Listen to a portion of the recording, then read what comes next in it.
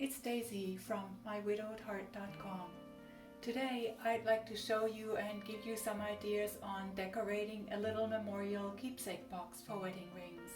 So what you'll need is a wooden box like this, and you can get them at a craft store, maybe Walmart. I've got this actually from the Dollar Tree. You need scissors, pencil, just a regular ballpoint pen. I've got a black one here. You could use a different color. You could do blue or any color really. You need a ruler, some kind of a sealer, sandpaper. I'm going to use the 180 grit, some felt for the inside, and some paper, and something that's a little thicker like this manila folder.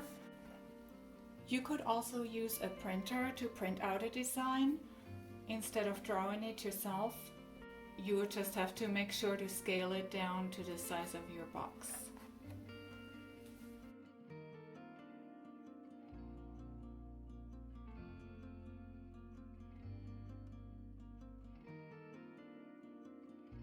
What you want to do first is get some sandpaper, and I'm going to use the 180 and sand this box really well. You want to get your box nice and smooth and get rid of these tiny little splinters and any kind of rough spots. You probably want to do that outside because it's kind of messy. So now that I have the box nice and smooth, I can start working on the design. I'm going to take some paper and I'm going to flip the box over on top of the paper so I can get an outline of the top of the box.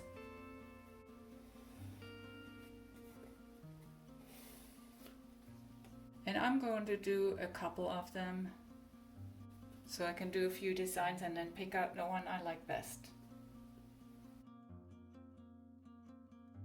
If you get a little bit of pencil marks on here from tracing around the top, it's no big deal. Just use your sandpaper and just go over it real quick.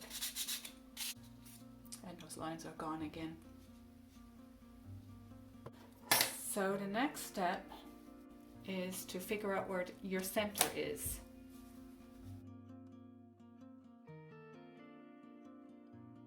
I hope you can see this, how I mark the center in each of these rectangles. Now you don't have to do that. It's just that, especially with the design that I'm going to do, it's going to help me.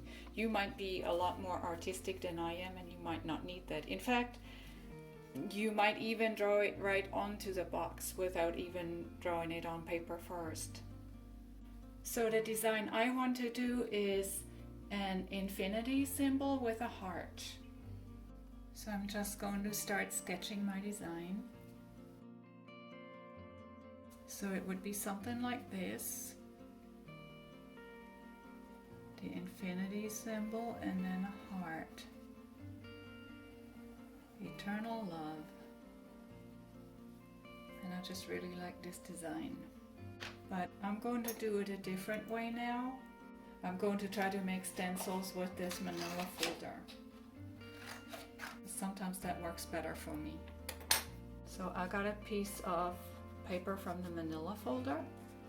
I'm going to fold this in half, and to make my infinity symbol, I'm just going to cut something kind of like a teardrop. See how that goes. Now I'm cutting another piece off,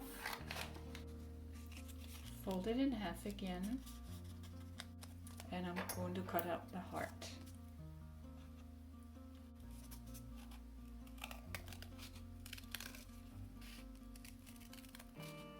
I think this came out way too big. Yes, too big. So we'll make it a bit smaller.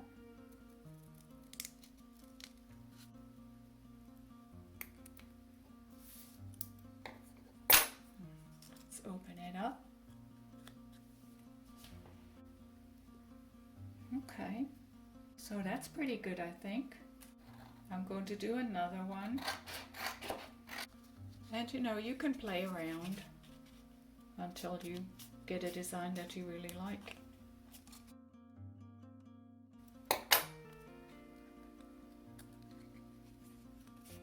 So with this one, I'm just going to cut it apart. So now, if I have it like this, it would be kind of like a mirror image. It would be exactly the same. But I'm going to flip this one over, so it's going to be a little more curved on the bottom here and a little more curved on the top here. So it's just a slightly different look. And maybe I'll try to do a heart without folding, so that it's not going to be exactly the same on each side.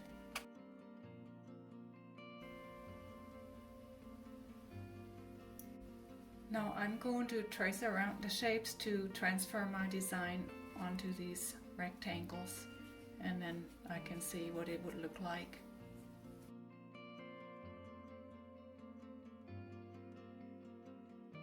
Sometimes it's hard to make sure these little stencils don't shift on you.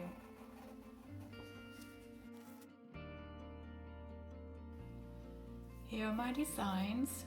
They're pretty much the same, just a slight variation, and on this one I experimented with a little cross in the center, which I like, but I think I'm going to go with this one right here.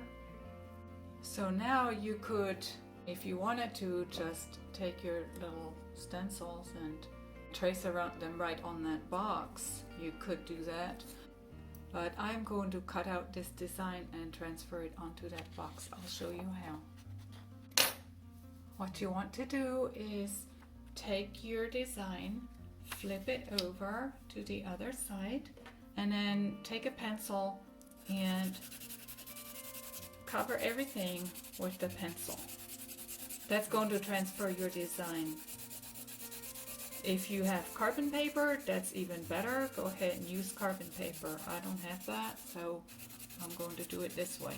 Just make sure that the entire sheet is covered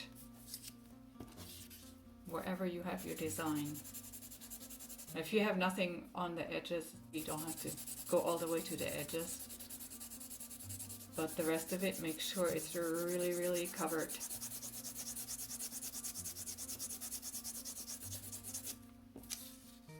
Turn it this way and go that way. In this direction too. Just to make sure I get it all.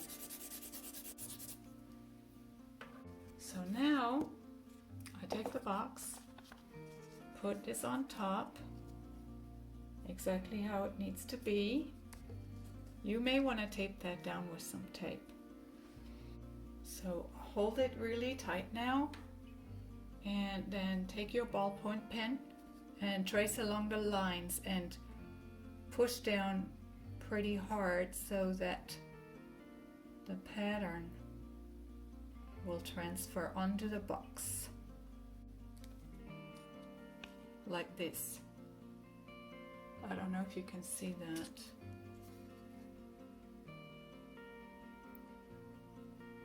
And it's good to go over it a couple of times to make sure you really transfer that.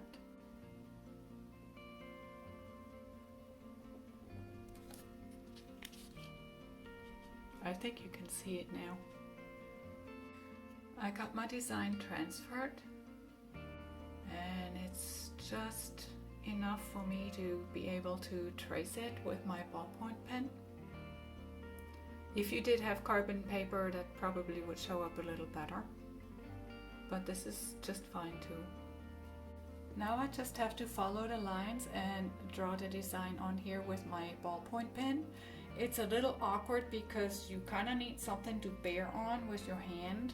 So I've got an extra box that I'm going to use just to rest my hand on while I draw it. You could maybe use a stack of books or something, whatever you have. It's really going to help if you have something to put your hand on. Sometimes you might have to scribble on a piece of paper with your pen to make the ink come out better again. One thing you want to be really careful about is not to get into the ink when it's not completely dry and soaked into the wood yet. I'm going to let this dry some more, and then I want to do lines around the outside.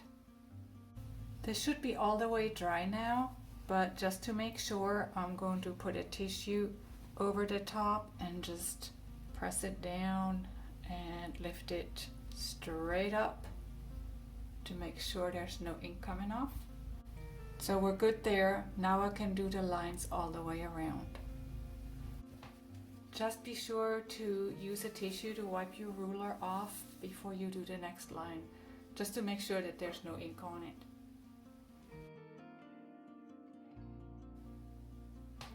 You could add something on the front or the sides if you wanted to, but I'm going to leave mine like this. Drawing the design with the pen was somewhat tedious and a little difficult, but if you were to use something like an acrylic paint marker, what happens is, and I actually done this was my first try with an acrylic paint marker, and it bleeds really badly. I was trying to be really careful and it still was bleeding so badly. I think you can see that. So that's why, even though it's more difficult to use a pen and it takes a lot longer, it's a lot cleaner. Next, I'm going to do a couple of coats of the sealer.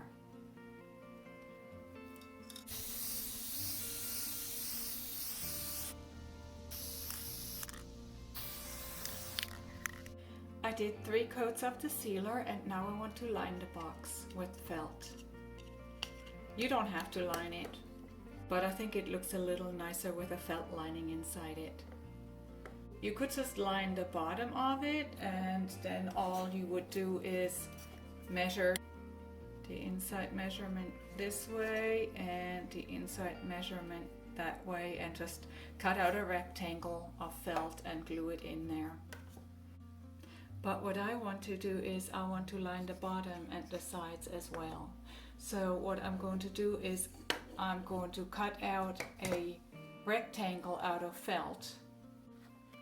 Here's the big rectangle I'm going to cut. I hope you can see this. Here's the bottom of the box, and that's the long side, the other long side, the short side, the other short side. And these corners I'm going to cut out. So basically these sides will fold up. So what I did is I measured the individual sections, and then I transferred those measurements onto a piece of paper to create my template.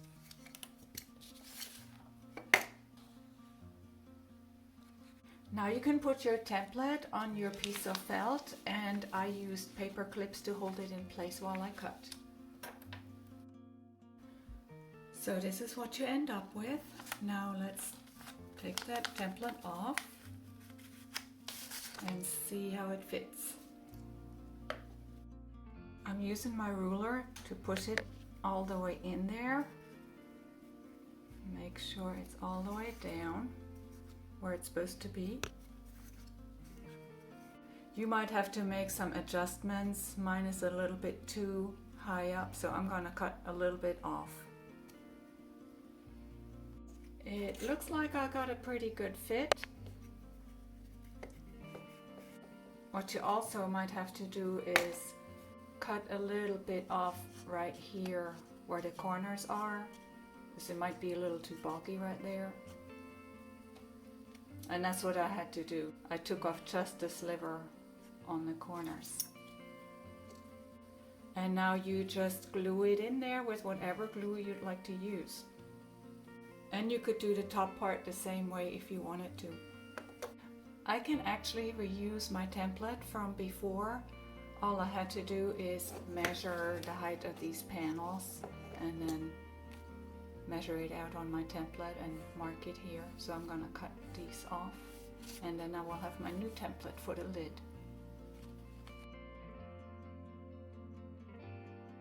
Now the felt lining has been glued in, and I think it looks pretty good. One tip about the glue is to use a glue that doesn't dry instantly, so you have a little bit of time to adjust the felt if you need to shift it over a little bit or something like that. And there you have it, a little keepsake memorial box to keep your wedding rings in if you are widowed. Or you can do any kind of design you like and use it for anything you want to. Don't forget to like and subscribe, and check out my website at mywidowedheart.com, where I share my personal grief journey as well as helpful tips and information for dealing with grief and loss.